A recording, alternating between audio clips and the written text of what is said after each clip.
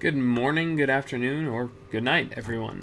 Thank you for tuning in. In this video, we're going to be working through the next lecture in this series, focused on Unit 3, which addresses all the analysis work that you can do using the tools of calculus. In particular, we're focusing on work with the derivative.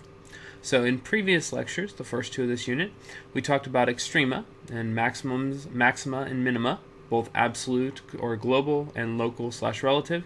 Talked about the difference between the two and the tools that we use, including things like critical numbers and the candidates test. And in the previous lecture, we kind of digressed for a little bit and talked about the mean value theorem, a tool that's useful in proving a lot of things, but more or less just an opportunity for us to find ways to guarantee that there are particular sloped or points with a particular slope on a curve. So we're moving back into that first lecture's kind of thrust, which was focused on analysis, and we're going to be looking at a lecture titled The First Derivative Test, but that addresses some topics and tools that you've been using for analysis for years, just without needing calculus to get there. So in today's lesson, what we're going to work through is we're going to determine how we can use calculus to determine whether or not a function is increasing or decreasing. We'll talk about the difference between those terms, increasing and decreasing, and they're slightly more restrictive, strictly increasing and strictly decreasing, doing some examples of each and looking at some various techniques that might pop up along with that work. After that, we'll talk about how we can use this information about increasing and decreasing and the derivative's role in it in order to determine whether or not we have a relative maximum or relative minimum at a given point without needing to actually see the graph itself. So without further ado, let's jump right in. I'm going to start with kind of an orienting example to kind of talk about some of the different things that are out there, kind of pulling some of these tools together with the things we've understood before. Then after that, we'll move forward and start using the calculus and developing that work. So here we go. So to begin things in this lecture, we're going to start by considering a simple polynomial. I subscribe to the idea that it's really helpful when you're first starting off with a new concept to have a very simple structure, one that you understand how to work with really well and you can predict things about in order to lay the groundwork for understanding how to use and develop these techniques for harder examples later. So as I said, we have a positive noodle in Franklin parlance, or we have a positive cubic function to analyze here.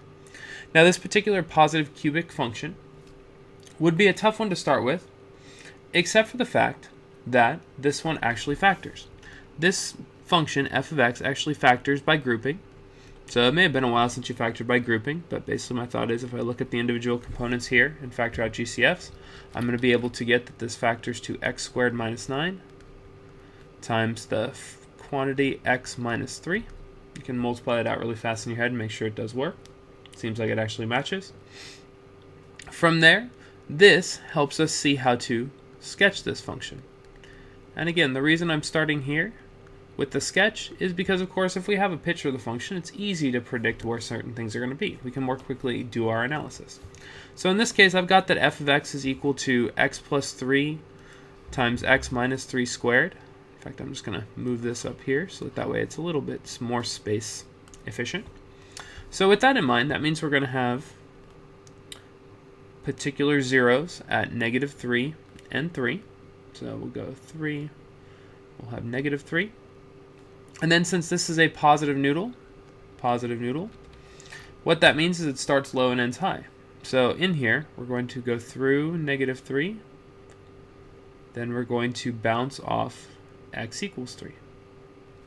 And so we end up with our function. This in purple is the function f of x. So we've got a good picture of it, looks pretty standard. And the nice thing is here, if we were asking about minimum or maxima, we can very quickly see that we do have one minima right here and a maximum somewhere in this ballpark. So maybe not my best drawing. In fact, if I were to do this again, I'd probably do something more like that. But, life's hard. So I'll just make a slight adjustment here. Boom. Okay, so with that said, now that we have it, the question that we want to focus on today is we want to talk about increasing and decreasing. So in a sense, we want to be able to use tools that open up the world for us analytically. Like, can we algebraically determine where a function is increasing or decreasing without needing to see a picture of the actual function? And of course, if we're going to do that, a key piece of information to help us is going to be to look at those places where we have a maximum or minimum. Because looking at the picture pretty easily, you can see very quickly that the function appears to be increasing to the left of that first maximum. Then it appears to be decreasing, then it appears to be increasing again. So basically the thing here to see is it looks like our, oh man, looks like our relative extrema are going to be the places that divide this up. Relative extrema seem to be the place where the function changes from increasing to decreasing, or vice versa. So that's what we want to look at. We want to find those spots. In other words, critical numbers should probably help us. So to help us get there, let's compute the derivative. Again, nothing really crazy here, nothing new for us to have to deal with. So that is our f prime of x using simple power rule kind of differentiation. If I factor out a 3, we'll be left with 3 quantity x squared minus 6x, let's see, or minus 2x, excuse me, minus 3. And if we factor that thing, we get 3 quantity x minus 3, x plus 1. And of course that's equal to 0 at the two critical numbers, which turn out to be -1 and 3. And we knew that there was a critical number at 3 before, but we did not know that this one fell at exactly -1. So with that in mind, we actually now have all the information that's necessary for us to determine where this function is increasing and decreasing. In fact, all we need to know is the location of those extrema. So in here we could very quickly say that this function is increasing. We'll look at our picture. Increasing and increasing right there. So it looks like the function is increasing for x values from -infinity to -1 and from 3 to infinity. And it seems, and I guess a good way to put this would be, I think, and again, we'll talk about it in a second, I'm just trying to play it honestly. And then likewise, we can talk about this function decreasing by just looking at our picture and seeing that that decreasing appears to occur in the very center area. So for x values between -1 and 3, and again, for the moment, we still say, I think. Again, our calculator did it before, we're doing it by hand here. We're going to play it a little bit careful. So all's pretty well that way, like a very visual approach, but you can tell that the critical numbers right here, those critical numbers were, well, unexpectedly or expectedly critical to our work getting into here and determining increasing or decreasing. But it's at this moment where you might start to wonder, well, okay, like, yeah, that approach worked, and it worked with a really simple function, but the question, of course, is just why? Why does it work this way? Like, why is this there? And if you know your math really well, or you recall back to pre-cal or accelerated last year, you might remember that our definition for increasing and decreasing looks a little bit like this.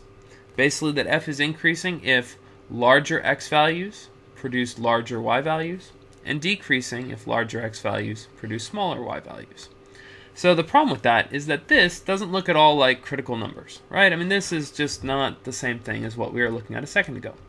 So for our purposes, while this is nice to have this is a great formal definition, a very basic one too that requires no calculus, what we want to be able to do is we want to be able to use calculus to help us through. Because what I hope you're realizing here is that there's a very clear connection between critical numbers and the derivative and increasing and decreasing. And it's one you may have even caught on to before, and we just never actually formalized before. So with that in mind, I'm going to take you to the next page. And in this page, I've already kind of left all the stuff that we had before. We've got everything established from before. And what I want to point out is a little bit about the y, because we can develop a really easy to apply definition that will help us determine where a function is increasing or decreasing. Or in this case, it's going to be strictly increasing or decreasing, but we'll clarify that in just a second. We're a little bit off on this page so far. So in here, what I've got is I've got all the same work for the same exact function. I've labeled the regions as increasing, decreasing, increasing, as we saw before. No surprises there. And then I've got the intervals provided, and then split up into 3 separate tables.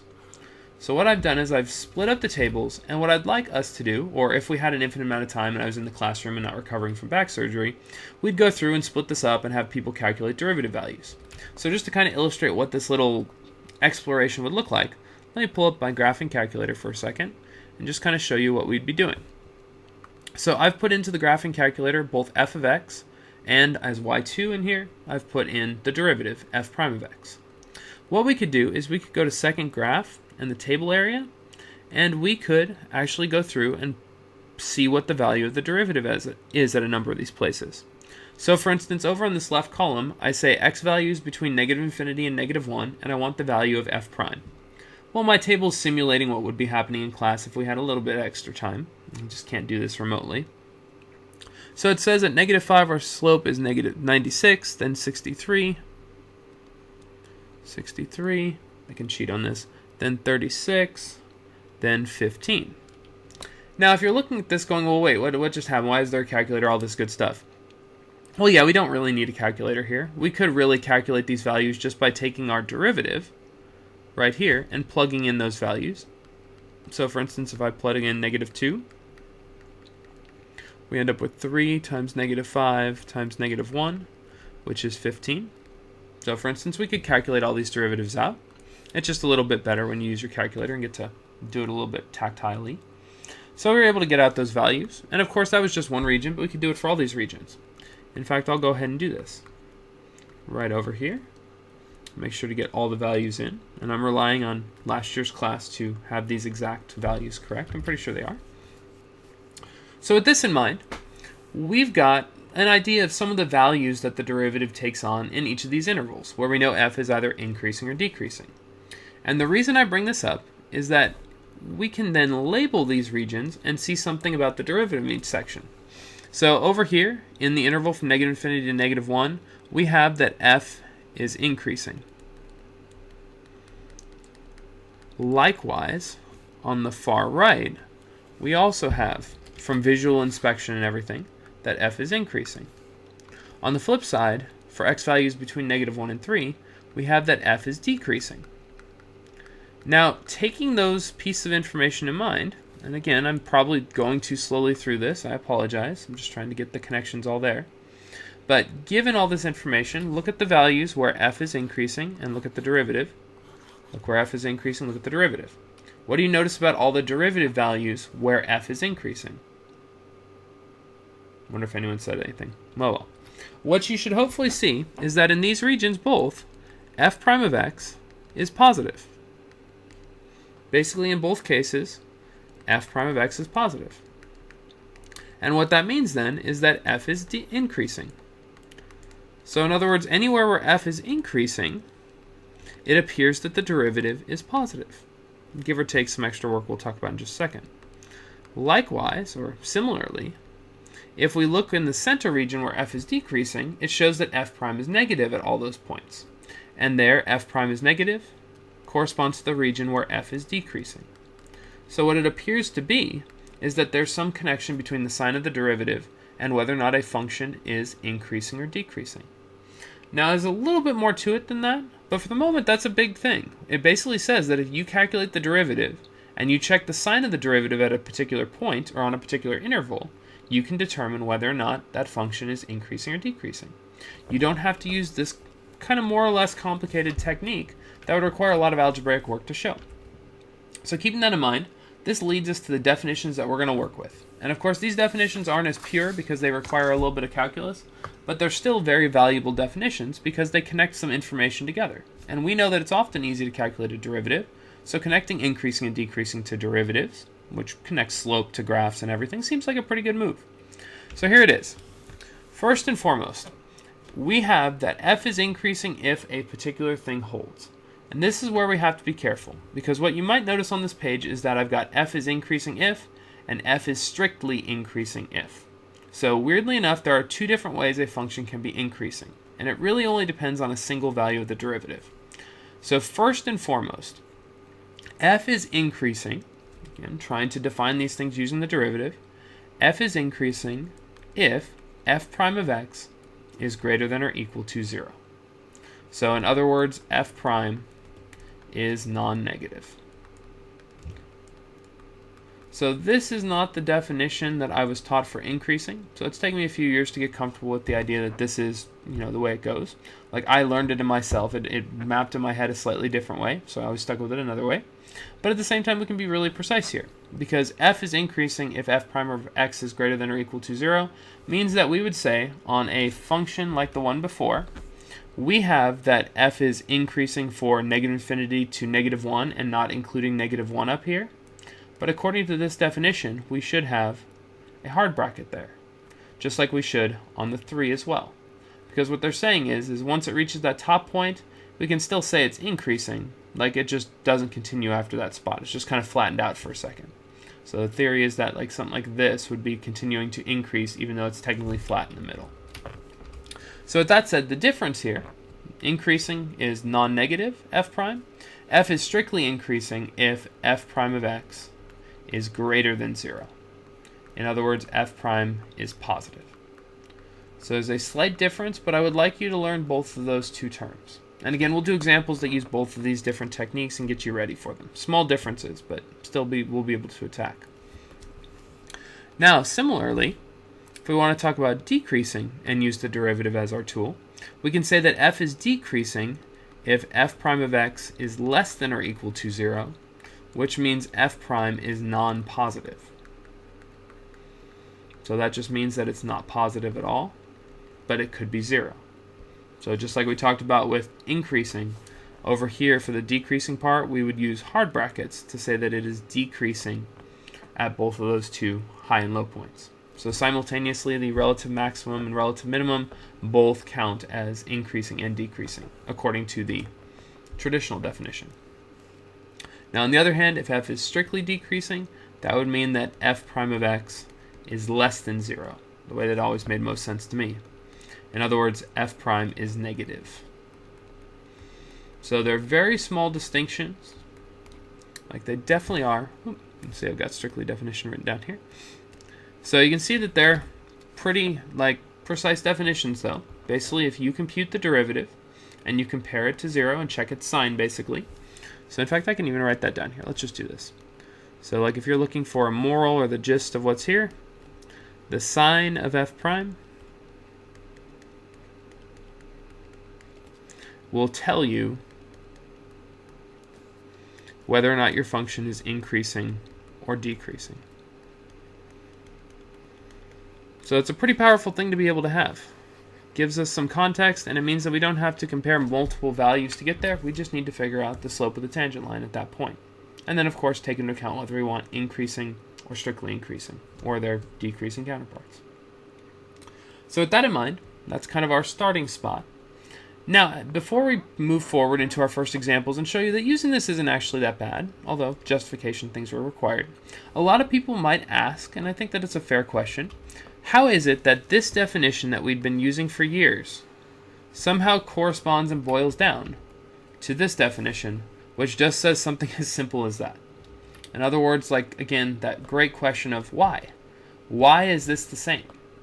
And the truth is, it all has to do with a particular piece. So bear with me for 1 second. I'm going to try to give you a little bit of context here. We're not going to do a huge investigation of the proof itself, but I think that it's always good to show it when I can. Basically, imagine this. On our first page, when we talked about increasing and decreasing, it basically says x2 greater than x1, f of x sub 2 is greater than f of x sub 1. Well, take this expression for a second. I'm going to try to move it up here. And I'm going to subtract f of x sub 1 from both sides. What we'd end up with is f of x sub 2 minus f of x sub 1 is greater than 0. Likewise then, if we divide both sides by x sub 2 minus x sub 1, you might recognize that expression on the left. This looks like the average rate of change for a particular function. It's the average rate of change over the interval from x sub 1 to x sub 2.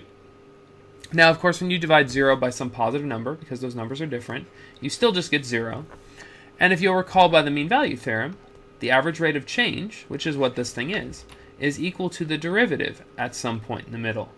So in a sense, if you just then ignore the middleman here, we basically get that f prime of c has to be greater than 0. So I'm sliding through a whole bunch of stuff here. If you're interested in the full explanation, I'm including in the posted notes, the PDF, the full written explanation and proof of how to tell if f is increasing. And technically I should point out right now that this is actually f is strictly increasing. I did this before I made the distinction between everything there. So just keep that in mind as you work your way through. I'm just kind of using the definition loosely. But if you're interested, you can see that this does have all those ingredients. It uses the mean value theorem, and it uses that connection between the average rate of change. That bridges us back to that original definition. Again, I don't think I'm in good position, and I don't have really the time to go through and work through this really carefully, but know that it's here in case you're interested to read through, and I used really pretty sunset-y colors, so, there's that going for you too. So just know, it's here, and if you're interested in the proof for decreasing and you're super offended that I only did increasing, get over yourself, because, yeah, what's wrong with you? So in any event, you've seen the proof. It's here in case you want to take a look at it later, but you've got some gist that it's connected to the mean value theorem, and you can see that kind of happening. So without further ado, now that we've talked about these new definitions, let's go in and start looking at a couple examples. Okay, so our first example here is just going to start really basic. We're just going to focus on determining whether or not a function is increasing or decreasing. In our first example, we are tasked with finding the intervals for which the function f of x, given below, is decreasing. Justify our answer. And there is our function f of x. It is negative x cubed plus 6x squared plus 63x minus 1. As a heads up, when I go through this problem, I'm going to show you a formal way to show your work. I'm also going to show you the way that I attack very simple problems like this one, so that way you can make good choices in the future. Like, I don't want you wasting your time trying to show a bunch of work on a multiple choice question when you can more quickly work your way through using clues and things you've been preparing for quite a while. So I'm going to give you a couple different ways to approach this. Keep in mind, your choice is it's always your choice. As long as you're time effective, it'll be good. So in here, we want to find the intervals where f of x is decreasing. Now, before I do anything else, in fact, I'm going to even change the color for this. Before I do anything else here, let me point out that what we're asked to show is f of x is decreasing. So now we've got to make sure that we notice that this is decreasing and not strictly decreasing. You can make a mistake in the way you present your answer and lose points for something very small. So when we said before f of x is decreasing means that f prime of x is, let's see, less than or equal to 0. So in this case, I'm going to make that mark right up here before we even start, just to make sure that I don't forget that I need to include that place where the derivative is 0. It's an easy mistake to make, especially when you're starting off, and it's one that I could make too. So I'm going to remind myself that first. That's the definition of decreasing. So we got to be ready for it. Now from here, what we want to do first is we want to start to figure out places where the function might change between increasing and decreasing. And if you think about that, we said before, if a function is changing between increasing and decreasing, or decreasing and increasing, what we're describing is a property of a function, or a place on a function that we've dealt with before. We're looking for relative or local extrema. And in order to find a relative or local extrema, you might recall, we use critical numbers. So in fact, as we begin this, our first step in this process is to locate the critical numbers. We want to find the critical numbers of the function because those are candidates, like not necessarily candidates for absolute extrema in the old-fashioned way, although they are. They are candidates for where our function might change between increasing or decreasing. So to start things off, in order to get critical numbers, we need to figure out what the derivative is. So that shouldn't be too hard. F prime of x is going to be the derivative of negative x cubed, so negative 3x squared, plus 12x, plus 63. Now, if we want to work with this, we're going to need to solve this equal to 0, so factoring it might be good. So I'm going to factor out a negative 3, which it looks like will come out here. So negative 3x squared minus 4x minus 21. Yeah, there we go. That's nicely factorable. That's going to give me negative 3. It looks like x minus 7, x plus 3. So there is our derivative all factored nice and cool. If we set that equal to 0, we can locate those critical numbers. And in fact, it looks like we're going to get critical numbers of x equals negative 3 and x equals 7. So it appears we have two critical numbers. So really good starting point there. So nice stuff. Now from here, once we've found the critical numbers, in a sense, we start to have options for the ways that we can analyze our function. So what I'm going to do is I'm going to leave a little bit of gap here on the right side. You'll see why when I'm finished, when I talk about the alternate way. But I want to go through and show you the formal traditional technique for attacking and finding out where this function f is decreasing. So what we're going to do is we are going to build a sign chart. And thinking back, I'm not sure that we've done a sign chart before, so I think this might be our first official sign chart. We've only done like the candidates test table. So in here, let's define what I mean. We are going to, for our second step, build a sign chart. And I want to say construct because construct is just such a strong verb, but I don't have enough room to fit all that on this line. So we're going to build a sign chart. So what I mean, like what's my goal here? We want to create a table of sorts that's going to help us very quickly organize information about the sign, S-I-G-N, of the derivative. And of course the reason for that is increasing and decreasing directly comes from whether or not the derivative is positive or negative. So we just want to be able to analyze that information really quickly. So in order to do that, we're going to construct what we call a sign chart, a chart that contains the sign of a particular function. So we're going to be comparing x to f prime of x. And so to do that, I'm going to create a horizontal table. There's lots of different ways to do it, but horizontal is the typical way I see it done. And pretty sure that was exactly how I learned it in my high school calculus class with Mr. Friedrich. So there it is. So there's our table. What we're going to do in this sign chart is we're going to split up our table at the critical numbers. And there's more than just at the critical numbers, but for the moment, just keep in mind that we're using critical numbers. We'll talk about that in just a moment. So specifically, I need to include a space where, for -3, we'll deal with that in a second, sorry. Space for -3, and a space for x equals 7. Now the derivative, f prime of x at -3 and 7, is actually equal to 0. We know that because of the fact that these were critical numbers, so we might as well just write those in. These other places are just other intervals. This is specifically x less than -3. This is -3 less than x less than 7. And this is x greater than 7. So in each of these regions, we have potential places where we have values of the derivative. Obviously, they're all different values of the derivative. There's different slopes at each spot. But the nice thing is, because we identified the places where the derivative is equal to 0, as -3 and 7, that means that those are the only places where the derivative could possibly change signs. The derivative has to be all the same sign over here, because if it changed signs, it would have to go through 0. But since it doesn't, we're locked into right there. So almost in a sense, we're taking advantage of like the intermediate value theorem in a way. So what we've identified is a table here. What we want to now do is we want to check, is this a plus or is it a minus? Because that will answer our question for us. And so that brings us to the third step that we use the sign chart for. That third step is to start to test. We're going to basically test that derivative f prime of x at one value in each interval. Yep, one value in each interval. Think of this step as like you're looking at a giant pool that you're considering jumping into, but you don't want to jump in if it's really, really cold. So when you do that, what do? Like I imagine you dip your foot in or your toe in or your hand in one section of the pool and you decide whether or not it's cold or hot. Well, the same thing's true. Well, the same thing is true here. We're just going to dip our toe in, and we're just going to check a single value in each of those intervals. We aren't going to go through the entire pool and check 10,000 values, because by the time we do that, we're never going to have any chance to swim. So in this case, we just pick one value that satisfies x less than -3, one value between -3 and 7, and one value greater than 7. And we'll test the derivative there, so that we get a representative of each sign. So over here, let's check maybe -4. Between -3 and 7, I'm going to check 0. And over here, I'm going to check, I don't know, I love 42. So think of it like we're choosing an x value in each of these places as our test spot. This is where we're going to dip our mathematical toe into the derivative water. So here we go. So what do? We want to check the sign at -4.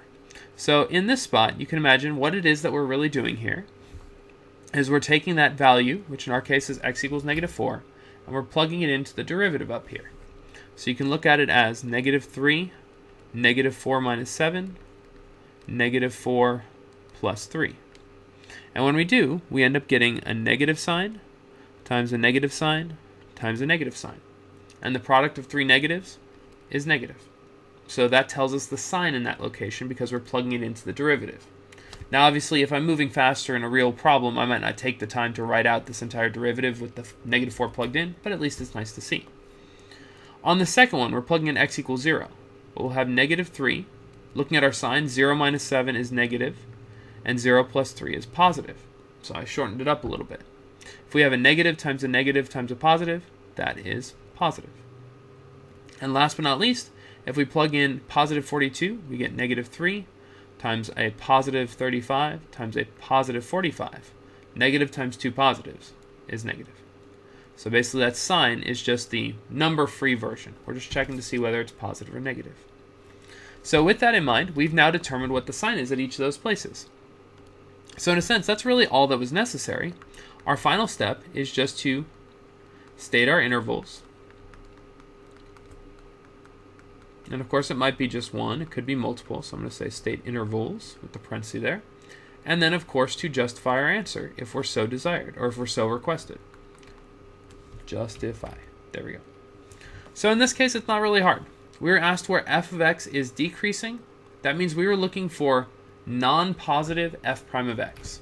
So looking in here, you can see that f is going to be decreasing there and there, but we also need to include the critical numbers themselves, because those are a part of the party as well. So in our case, to wrap this up, we can say that f is decreasing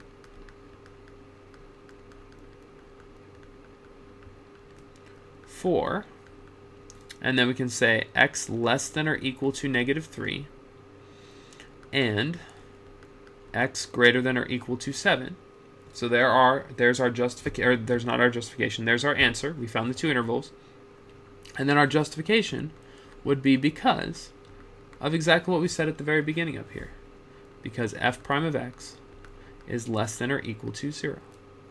And then there is our totally complete answer. And we've done all the work that we needed to. We've found where this function f is decreasing, and we did it quickly. We just had to create some sort of organizational tool to help us check the sign, SIGN, of that, derivative. Now, I did mention here, and I don't think this is a very difficult approach, it's just a little bit time consuming. It takes a little bit of work to create a sign chart and plug in and check the derivative at a bunch of different values. But I think something that's more important to point out here is that this isn't the only way you could have approached a very simple and simply behaved function like that polynomial over there. So let me just sneak in over here the truth, which is if I was doing this myself, particularly on a timed test, I would actually rely on my brain and a quick little sketch a little bit more than creating a sign chart. My thinking is this. Actually, I'll create a different color here just to kind of help keep it straight. So my thinking is, in looking at this function, f of x, I noticed that that's a polynomial, and in particular, using Franklin parlance, that is what we call a negative noodle. That's a spaghetti that just doesn't want to get in the pot. Negative noodle.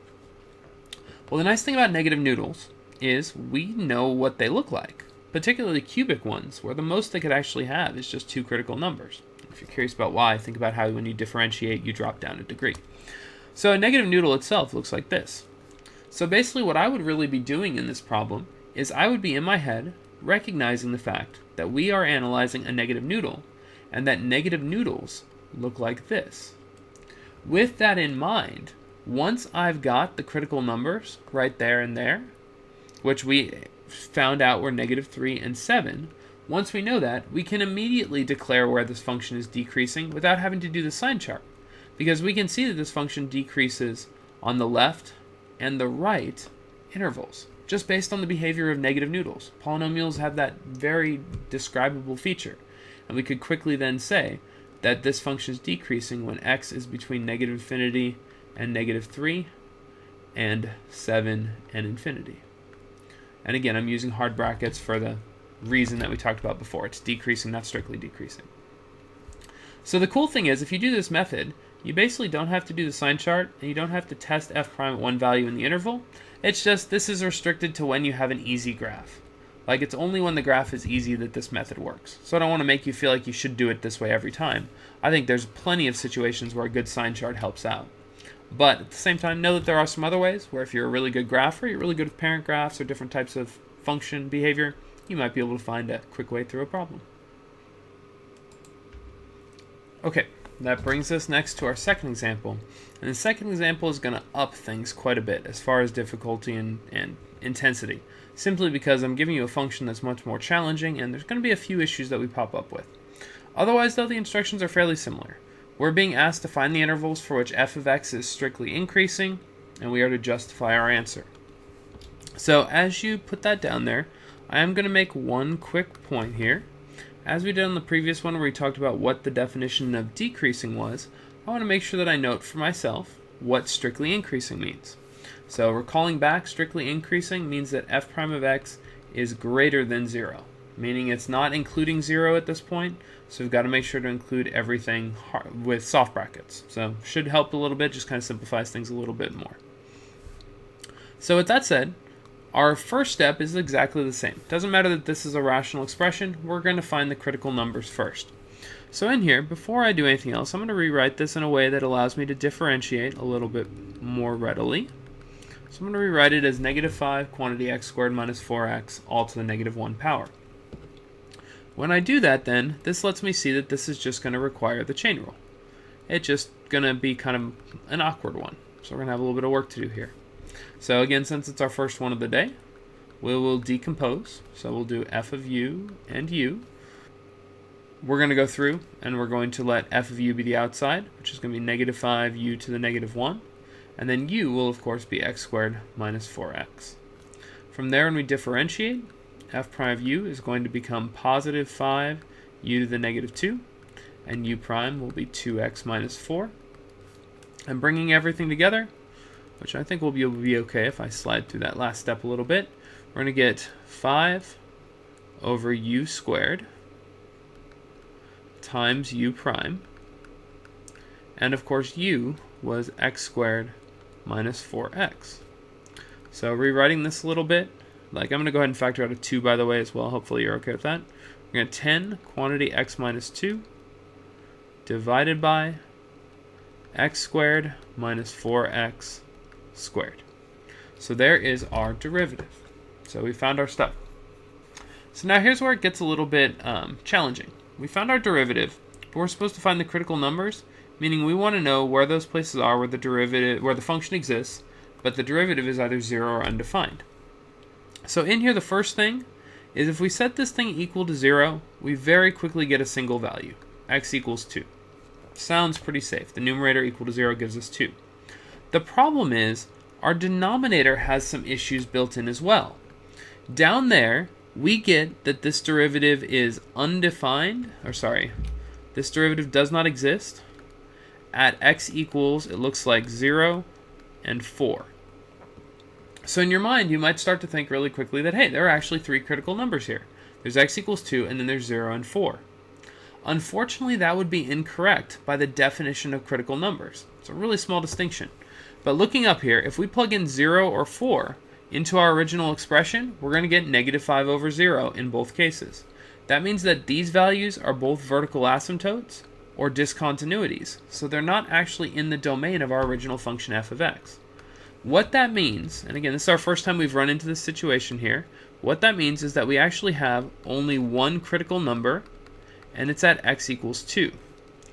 I would say, though, that even though that's true, and that's a good thing to point out, I'm going to say, though, that there are some still important numbers, or relevant numbers to consider here for what we're about to do, and those still important numbers are x equals 0 and x equals 4.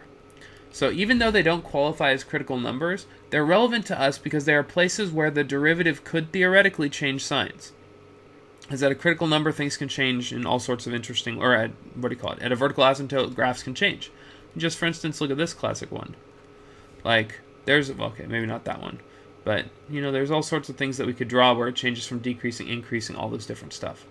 So we've just got to be on the lookout. So what I'm going to do now is, now that I've got that, we've added in here that in addition to critical numbers, we're really looking for any numbers that are relevant and important. So discontinuities and critical numbers both are relevant here. From there, the next thing we want to do is build up our sign chart. And the reason I say build up our sign chart is if in your head you try to picture what this function looks like, you might come to the conclusion that this is an awfully difficult function to picture.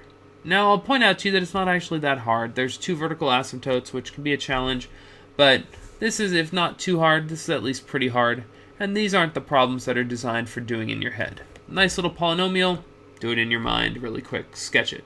This one, probably want to go ahead and work your way through. So instead, I'm going to rely on that sign chart, and when I do, I want to make sure to use not just the critical number, but those also still important nonetheless numbers that we have of 0 and 4, where there are vertical asymptotes. So there's our stuff. I'm going to, let's see, we're going to go at x equals 0, we're going to go at x equals 2, we're going to go at x equals 4. And remember we said at 0 and 4 we have vertical asymptotes, so why not go ahead and label them in there. At x equals 2, we have a 0 spot in our derivative f prime of x, and that leaves us with a couple intervals to interact with. So let me just write them in really quickly. So x greater than 4. Okay, so with that said, we need to pick some values to test. I don't want to write out the full derivative every single time here, but remember what we're going to be doing is we're going to be plugging it into this expression. So let's go with -1, let's go 1, let's go 3, and let's go 42. Classic values, of course. So now in here, let's think about this. The derivative that we're looking at, f prime of x, is equal to 10x minus 2 over x squared minus 4x squared. So with that in mind, we can actually move forward a little bit faster if we take advantage of the fact that our denominator is some number squared. If we're squaring any number, any real number at least, I should make that caveat, any real number, then that denominator is always going to be positive. So in a sense, for all of these, it's going to be over some real number squared, which means all of them are going to be over a positive. And if you're dividing by a positive, the numerator's sign will not change at all. So it's kind of a helpful piece to grab into. So right there, we get to save ourselves a little bit of time. Likewise, the 10 is going to be positive every single time. So that also doesn't affect our sign in any way. So really, everything about the sign of f prime here is going to be determined by the x minus 2. So playing along, if we plug in -1, we'll have -1 minus 2 is -3. So that gives us a negative. Actually, these things are really close. I'm sorry. Oh, are you kidding me? Well, whatever. We're going to deal with it. So that's negative. If we plug in +1, we'll have 1 minus 2, which is negative as well. So that's negative. Interesting that they're consecutively negative. On the next one, if we plug in 3, we're going to have positive times positive over positive is positive. And of course, 42 will make it positive as well. So we get positive, positive. So given that, we can see that this graph allegedly is going to be positive, or have positive derivative or positive slope for values greater than 2, with the exception of that vertical asymptote spot 4. So for our particular situation here, we want to now state and justify our work now that we've got our signs analyzed. So we're going to struggle pressing the right button. We're going to say that f is strictly increasing and that's going to be true for, it looks like x in 2 to 4, as well as 4 to infinity. And of course, for our reason, we would say our reason is because of what we wrote at the very top. Like f is strictly increasing for those intervals because f prime of x is greater than 0. So again, this is the one place where I get to see, as well as with your brackets, whether or not you know those definitions.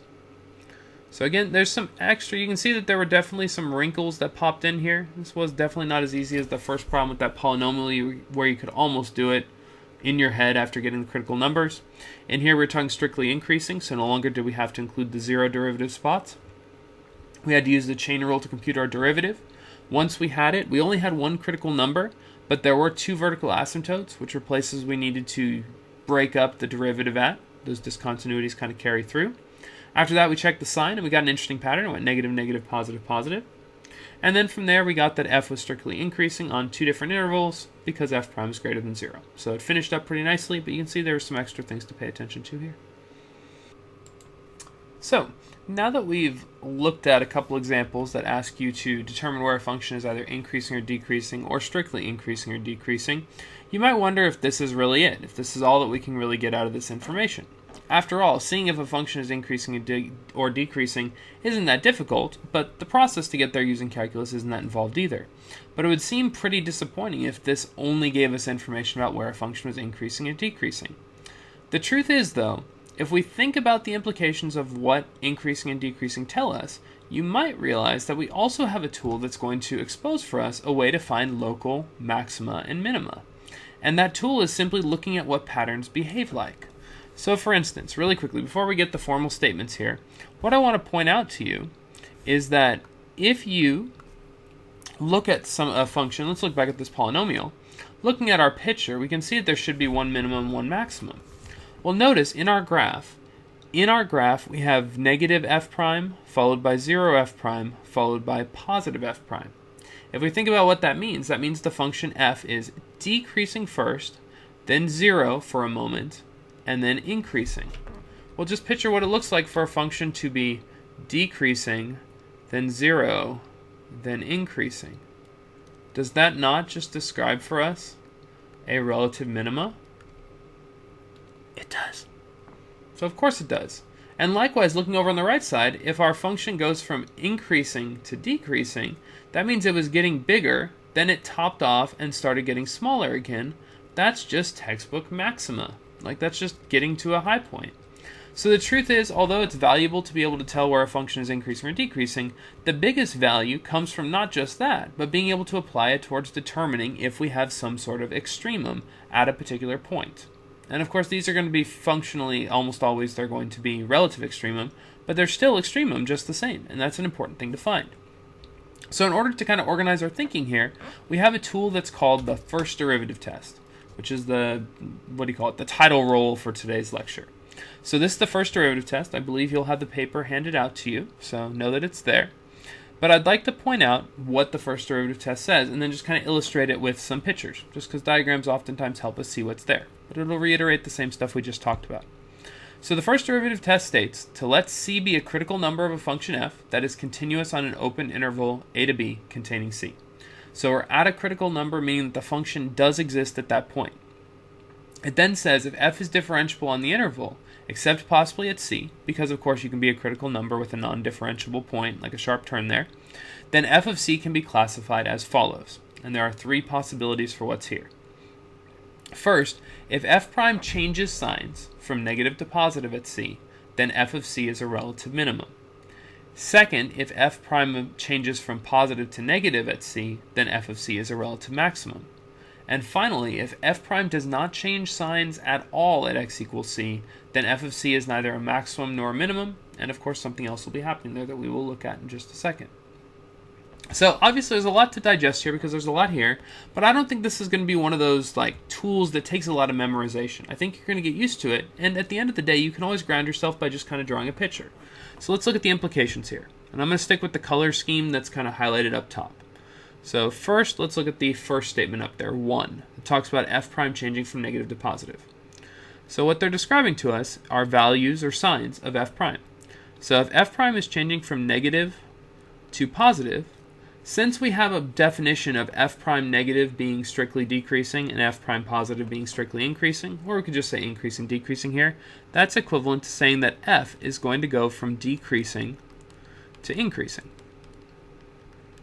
And thinking about what that means visually or graphically, if a function is decreasing and then changes to increasing, we can see very clearly that what we've produced is a local minimum. We have a low point, because of course that's what's happening here. If your function is getting smaller and smaller and then it reaches a point where it doesn't get smaller anymore and then starts to get bigger, that means you reached a low point because it stopped getting smaller. The low point is the lowest point, or the minimum value. So 1 very clearly corresponds to what we picture as a local or relative minimum. Second, we can look at the second statement in here, which is just kind of the reverse of the first. If f prime changes from positive to negative, then that's the same thing by definition as saying that f is changing from increasing to decreasing. Well, following that pattern graphically, if f is increasing, then it stops increasing and begins to get smaller. That is textbook maxima. So in other words, we end up with a local maximum. Because it was getting bigger, then it reached a point where it didn't get any more bigger, and then finally started to get smaller, which meant it reached its highest point. So local maximum can be described using f prime as well. F prime changes from positive to negative, because that implies f is changing from increasing to decreasing. Now third, there is one third choice, and that is that f prime does not change signs here. So f prime could go plus to plus, or f prime could go minus to minus. It just kind of depends on what we actually have there. So in fact, I'm going to write this on two separate lines, just a second. I'm seeing my organization in my notes, so let's do that. So either of those possibilities is there.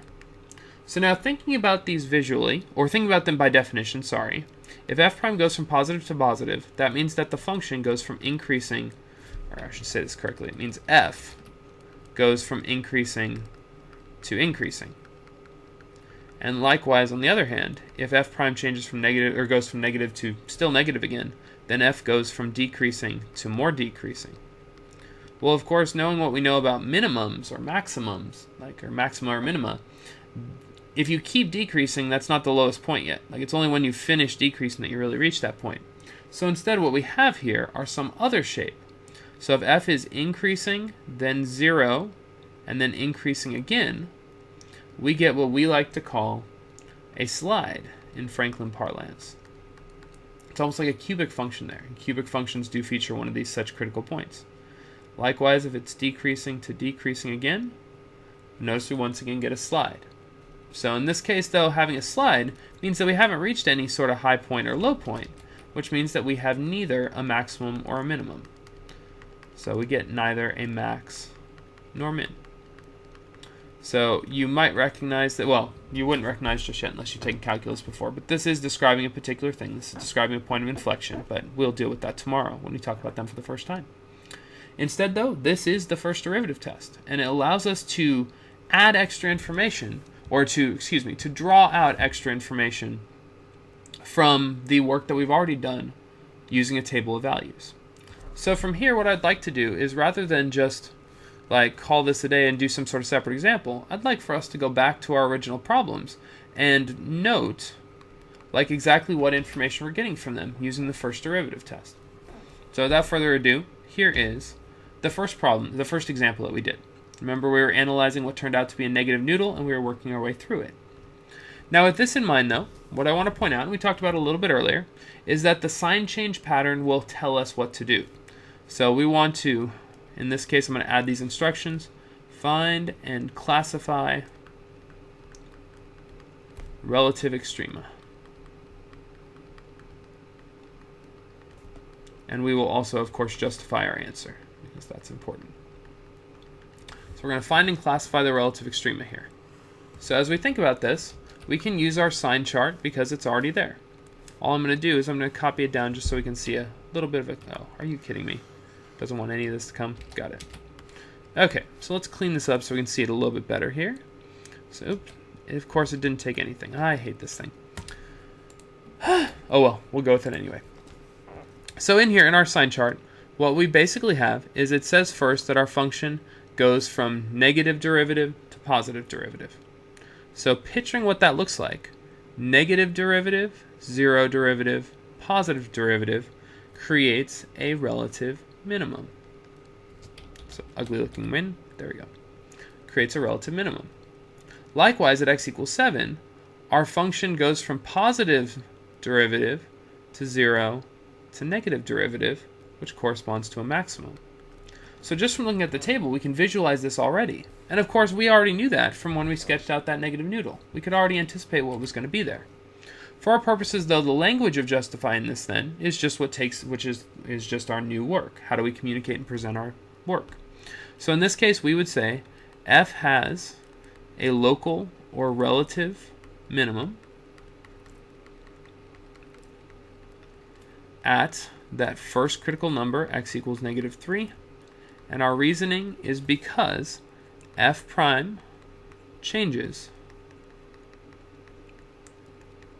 from negative to positive. I'm going to not write the words negative and positive. I am going to be lazy and save some time. So there is our first answer to this question. F has a relative minimum at negative 3 because f prime changes from negative to positive. And of course, if f prime changes from negative to positive, that means that f changes from decreasing to increasing. So we've reached our lowest point and started to go up again. Similarly, we can say that f has a relative minimum, or relative maximum. F has a relative maximum at, I think it was x equals 7. Yep. And our reason is because f prime of x changes from, in this case, positive to negative. And in this case, if we're changing from positive to negative, that means that our function f was increasing, and then it reached its highest point and began decreasing afterwards, which of course corresponds to a maximum. So there is our work. Again, this is a new question. We weren't initially asking that question, but now that we have it, we might as well. And again, each time what we're applying is the first derivative test. So it's, of course, like it's very visual to see. Like you can draw a quick picture to confirm what's there, just like I did over here in with my table. But in a sense, we're really applying the first derivative test every time we do. Now, we've seen this first example, one where we could see the maximum and minimum really well on our own. The second example, not so much. I think this is a good opportunity for us to actually go through, figure out what we're being told using the first derivative test, and then go actually check this on Desmos and see if our picture is accurate. So in here, if you'll recall, what we found for this rational expression was that our function was decreasing on the left side and then it was increasing on the right side, split up at one critical number and two vertical asymptotes. So in here, we've got to be a little bit careful. There's a couple different things to look at. First and foremost, as we analyze, we have decreasing followed by decreasing. But in this case, decreasing to decreasing doesn't mean we actually have even and neither. We really just have a vertical asymptote at that point. So we didn't need to spend a lot of time talking about what's happening at x equals 0 because it's a vertical asymptote. Likewise, x equals 4 isn't worthy of our attention because it's just a vertical asymptote. We know we're not going to have a maximum or minimum at an asymptote. Like literally, there's no point there. So there's no point spending our time in that section. What we do have, though, is we do have a critical number at x equals 2, which immediately makes it a candidate for some kind of or maximum or minimum. Some sort of extremum might be there. In this case, we have f prime is negative, then 0, then positive.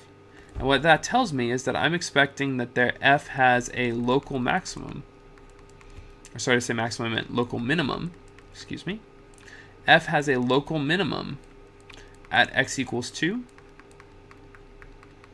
And our reason is the same as before, because f prime of x changes, in this case, from negative to positive. So in that case, because there was only one critical number, we only had one place that we needed to check. But that tells me that I should expect some sort of minimum at 2, and then everything else we should just expect asymptotes. So before we move forward and start to do a couple more kind of wrinkle-filled examples here and talk about some other techniques or tools, what I want to point out is that this gives us enough information that we could sketch an okay picture of this function. We could be in the ballpark of what's here. We'll still have more tools to look at later, but I think it'd be good to just kind of see what we can conclude from what's here. So let's see what we got. What information do we have? Well, based on what we've done already in this problem, we have that there are vertical asymptotes at 0 and 4. So of course I can't do that because, sorry, let's get this to be a little less thick, make this a little easier to work with. So there are vertical asymptotes at 0 and 4. And from there, we also know, we were also told that there is a relative minimum at x equals 2, and that the function is decreasing on the left side of that critical number everywhere, and then increasing on the right side. So if we try to follow this, and also add in the information that this has a horizontal asymptote at 0, just look at the fact that the degree of the denominator is larger than the degree of the numerator.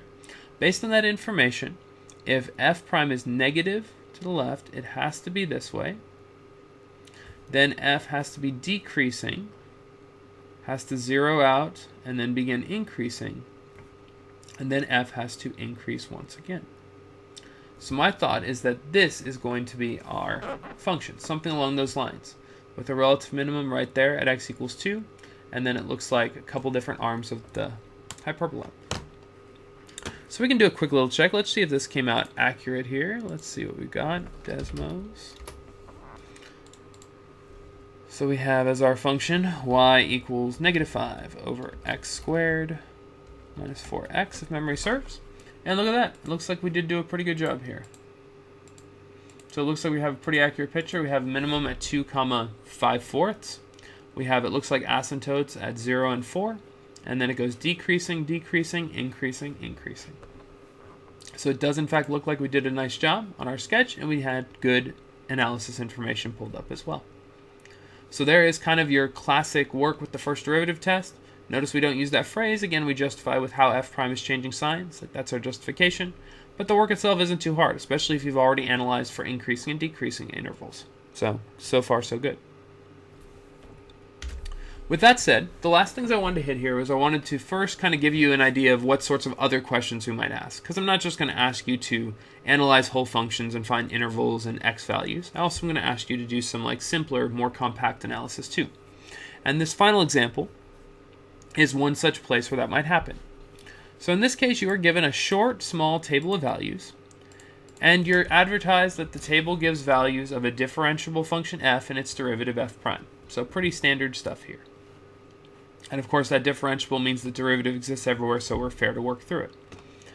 It then says if h of x equals f of 3x squared minus 2x, so some sort of bizarre transformation of our function f, is the graph of h, our new function, increasing or decreasing at x equals 2? And our job is to justify our answer. So as we jump in here, this is not meant to be a difficult question. It's just one that's a really common way to check your ability to narrate what we've worked through here. And in this case, it's focused on increasing and decreasing, not the Extrema part that we'll hit in our try it in just a second. So in here first, we're talking about this new function h of x, and we're talking about increasing or decreasing. What that leads me to believe is that we need to figure out what h prime of x is equal to. Because without h prime of x, we're not going to be able to talk about increasing or decreasing. We need the derivative and to know its sign. So in here, my first move is I'm going to take the derivative of h of x equals f of 3x squared minus 2x. And of course, in order to do this, we've got work being done on the inside of the function. This is a composition. That tells me we need to use the chain rule. So if you want to use the chain rule carefully, we can do h of u and u. U obviously not too crazy to get to. U prime is 6x minus 2. H of u is f of u. The derivative h prime of u is f prime of the same. And then pulling things together, h prime of x, that's going to be equal to quantity 6x minus 2 times f prime of u, which is 3x squared minus 2x. So with that said, there's our derivative. That's an important piece for us to get. We did the chain rule. We got our work done. So that's our starting spot. But remember, we aren't interested in just what is the derivative. We did that last unit. Our job here is to figure out whether or not h is increasing or decreasing at a particular point. So since we're interested in what's happening at x equals 2, what we need to do is we need to go through and compute h prime of 2. In a sense, what we're going to do is we're going to check whether or not the slope is positive or negative on h there. And that's not difficult. 6 times 2 minus 2 times f prime of 3 times 2 squared minus 2 times 2. So simplifying, we're going to get 10 f prime of 12 minus 4. That's 10 f prime of 8. And pulling this information out of our table, f prime of 8 is right here at negative 5. So that's 10 times negative 5, which is negative 50. So negative 50, by virtue of me saying negative at the beginning, is clearly a number that's less than 0. What that tells me is that we can say that h is decreasing. We don't have to worry about saying strictly here, just we know it's decreasing, that's fair enough. H is decreasing at x equals 2, and our reason would be because of the fact that the derivative is negative there. So when we say this, you do have to be a little bit careful, like take this as part of what comes out of this, of what's otherwise an easy problem. The reason is because h prime of 2 is less than 0.